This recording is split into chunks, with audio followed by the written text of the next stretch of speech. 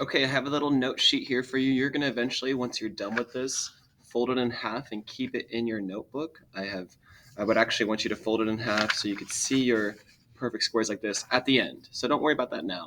But as you're going to work this out, let me go ahead and get a good pen for you to see. When you're working these out, I want you to be able to look at this idea of perfect square. And we're going to talk about this idea quite a bit. We're going to talk about this 2. And the reason they call it squares, we're gonna start drawing out squares if we want to illustrate this. If this was 1 by 1, 1 times 1 would equal 1. Okay? But if it was 2 by 2, so that's what this is going to look like. I'm going to draw it small right here. And if it was 2 by 2, 2 on this side and 2 on this side, to find the area of this square, you would go 2 times 2, which would equal 4. 2 squared means 2 times 2. And we've talked about that quite a bit. So you should know that this little exponent to the second power means you're multiplying it by 2. Same idea. I'm not going to make you draw this for every one. But if you drew it in threes, okay, and you drew a square by threes, it's 3 by 3. 3 times 3 is going to be 9. How many little squares are there? There's going to be 9 of them, okay? So they call them perfect squares when you're doing these ones. So let's go ahead and fill all of these out. You may need your calculator towards the end of this. That's fine. I just want you guys to focus on the idea of 4 to the second power. 4 to the second power is 4 times 4. 4 times 4, 16. 5 times 5, 25. 6 times 6, 7 times 7, 8 times 8. I have no problems if you need to use a calculator. Feel free to pause this if you'd like and just fill it out, Miss Alonzo, if you'd like. 9 times 9, 81. 10 times 10 is 100. So I think for the most part, you guys are comfortable with these first, up to 10, okay? Now, let's get into the next level. 11 times 11 is 121. You got to remember these numbers. You got to be able to recall these numbers at times. You're always going to get to use the calculator when doing this lesson today, this whole week, this whole unit for the most part. And then whenever you struggle, go back to the calculator. And I'm going to pull up the calculator in just a second. 12 times 12, 144. Now 13 and 14 are very similar. 13 is 169. 14 is 196. So they're just in reverse. Okay. 15 is going to be 225. All right. Now, if you needed to, no problem at all.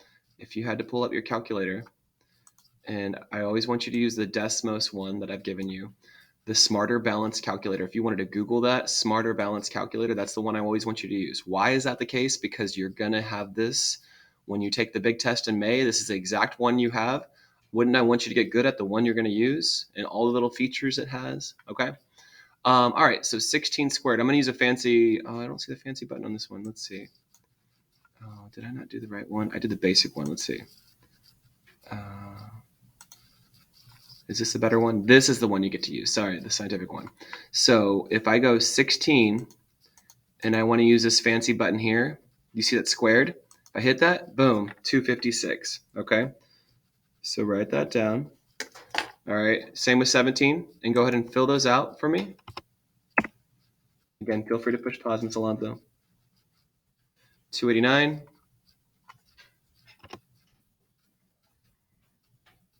324. 361. And 20. 20 times 20. Well, you can do the trick. 2 times 2 was 4, and then add the zeros. But 20 times 20 is going to be 400. All right. Cool. Now that we have this down, I'm going to leave this here. I'm going to put that away. And I'm going to zoom out a little bit so you guys have this little perfect square chart for yourself. This is good to know. Okay. Now we're going to jump into a different topic real quick, and then we're going to do a book it in the middle of our notes. I think that's going to help you kind of put this idea in your brain, cement the idea in your brain really well. So this idea of what a square root is, I want you to just look at this idea of what the square root sign is. And if I was to pull up the calculator again, you're going to see it right here. Can you guys pick off where the square root sign is? Can you see it on the calculator? Anywhere? It's right here. If I hit that button, that's the sign we're talking about. That's a square root sign. Now, the word square root, we've talked about squares, right? Now we're talking about a square root, which is very, very similar. It's almost like working backwards. I almost want you to think of, if this was the square, this 16, if you wanted to like make a fake square around it, what would the area of 16 be? What would it have to be? Would it be 4 and 4, right? 4 times 4. So the answer is actually 4. So when you're making these invisible kind of square roots, I love that analogy. I've never used that one before. Let's go ahead and talk about this again. If I did this one here and I put, let's say 25, the square root of 25, what does that equal?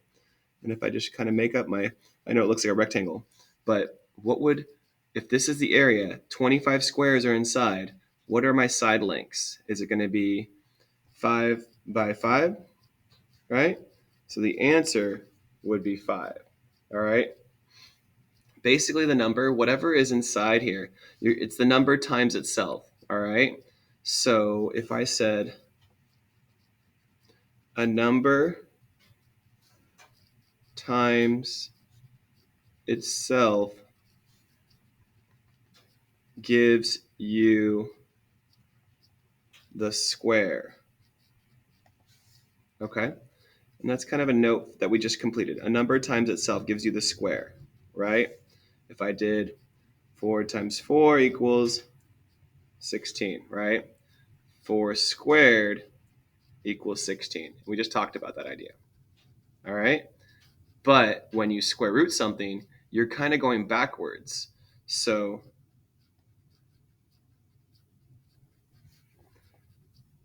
to square root a number, find what number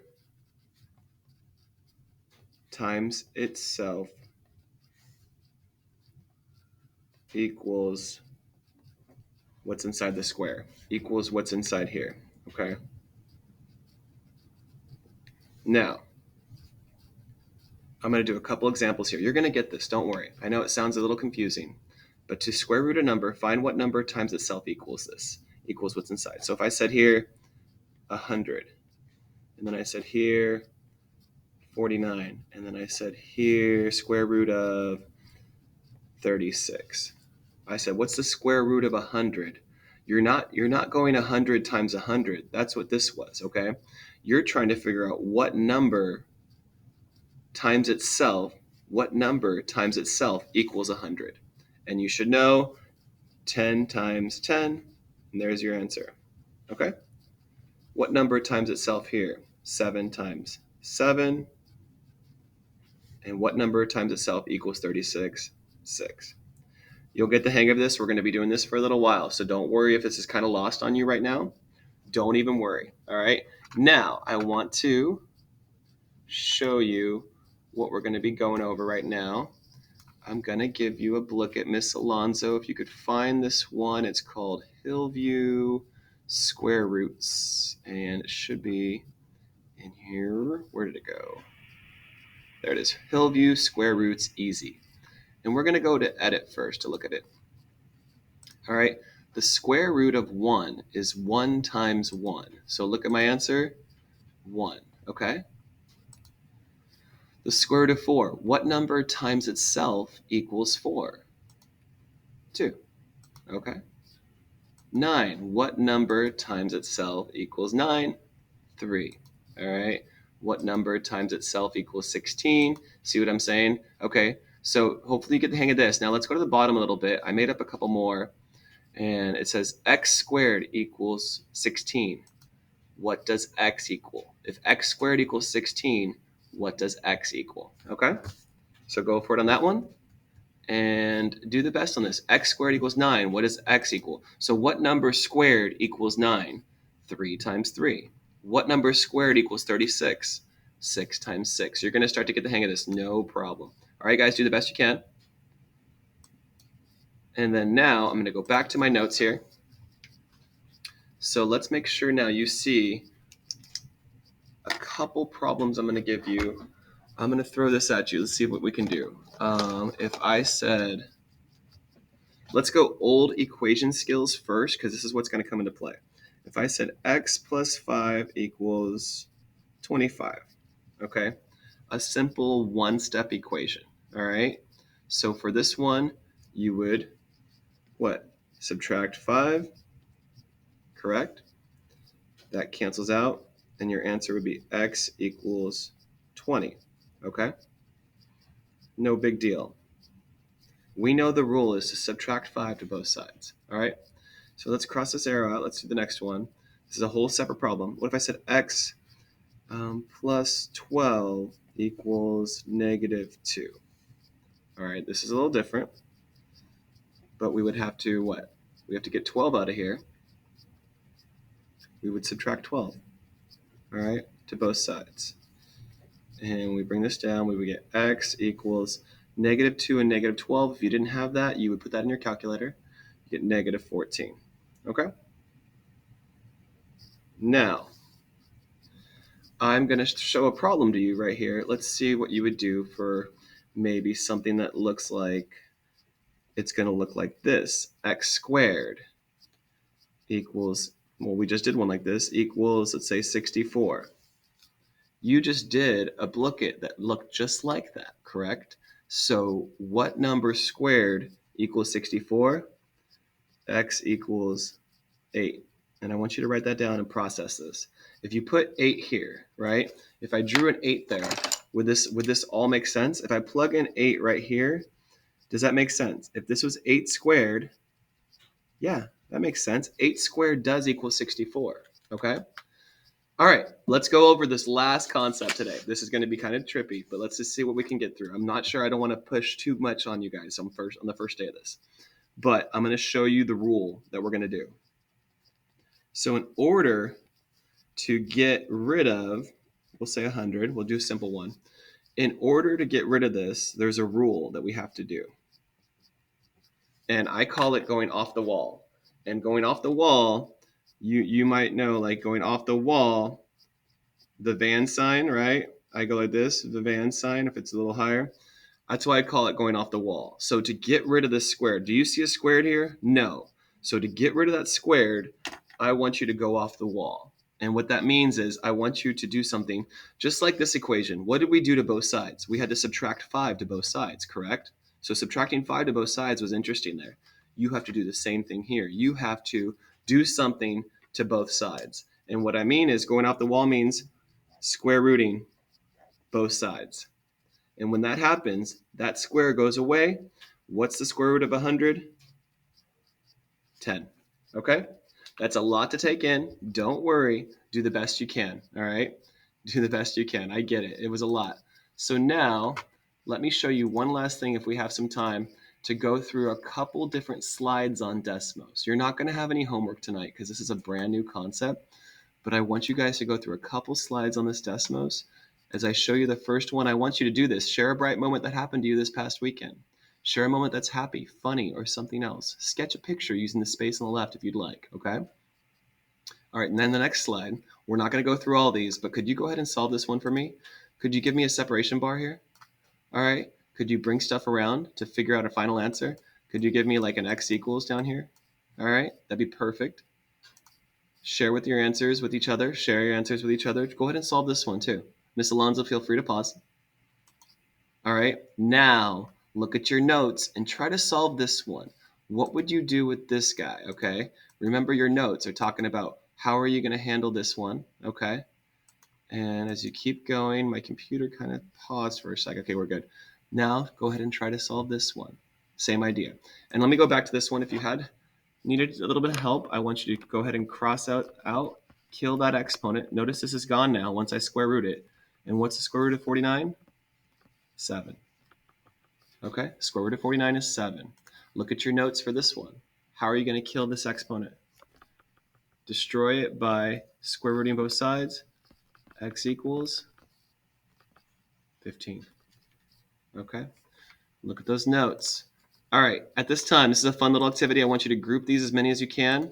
Group these together. So I'll help you out. Square root of 9 and 3 get grouped together. Okay? And there you go. Square root of 4 and 2 get grouped together. And keep grouping these all together if you can for me. And at this time, I'm going to go ahead and stop here. I think I've given you enough. Go ahead and do the best you can with this activity. If you wanted to look at a couple more slides, you could try this one for me. I don't want you to jump into this one. If you think you can, I'd love it. Why don't you guys, if you have extra time, why don't you look at the rest of these slides and see if you think you know what you can do. And I'll just show you one of them right now. I'll give you a little bit of help. This is what we're going to be doing tomorrow. You would subtract 30. First step, that goes away. You would have x squared equals 64 when I did this math. And then this is what we just did a second ago. How would you get rid of this? You would go x equals 8. That's what we're going to be doing tomorrow. If you wanted to look at the other slides, go for it until the end of the class. Good job, guys.